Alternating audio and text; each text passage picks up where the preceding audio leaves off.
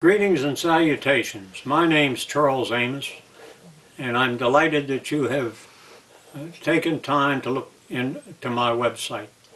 And since you've done that, I think you should know a little bit about me and what you can expect from me. I began my art career as a young man studying under Marjorie D. Martinet, who was in turn a student of William Mary Chase, contemporary of Mary Cassatt, Homer, Whistler, and other painters of that era, and of equal competence. One of his tenets was that you paint what you see and not what you know. That you can improve upon God's creation. Your job is to bring out that which God created and make it exquisite. Unfortunately, when I graduated from art school, realism, which was what I was taught, was as popular as the skunk at a picnic.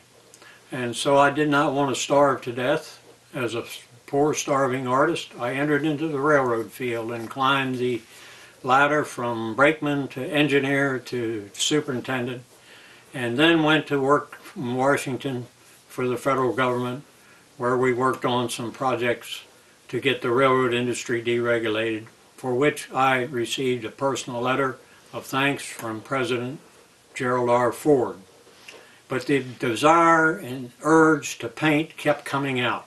I wanted to bring out this beauty that God created, and I couldn't wait to do it. My wife agreed, and she suggested that I do railroad subjects, since I was fully familiar with the anatomy of a railroad. There were oodles of landscape and seascape painters around, but not many people understood the anatomy of a railroad. So I did that, and I painted many railroad scenes. But I was finally asked one time to do a portrait. I did it with fear and trepidation, but my wife again said, you can do a portrait of a locomotive. They're all different. They all have their unique personalities. You can do a person. You can do a portrait of a person. So I did. And the person I did it for was delighted with it. I did other portraits, and I found that I like to do portraits better, actually, than I like to do railroad subjects. So I did many, many portraits. But I fell in love many years ago with an actress named Kay Kendall. And she made several films in this country. She died, unfortunately, at the age of 33 from leukemia, but I always wanted to paint a portrait of Kay Kendall. So I got permission from her sister Kim and from the curator of the museum in England, and there are 3 portraits of Kay Kendall that I executed that are hanging in the museum. I went on and did more portrait work, which I love to do. I love to bring out the very essence of each personality who is unique. God has created us all different. There is no 2 people exactly alike, and you are unique, and there's no one else in this world exactly like you.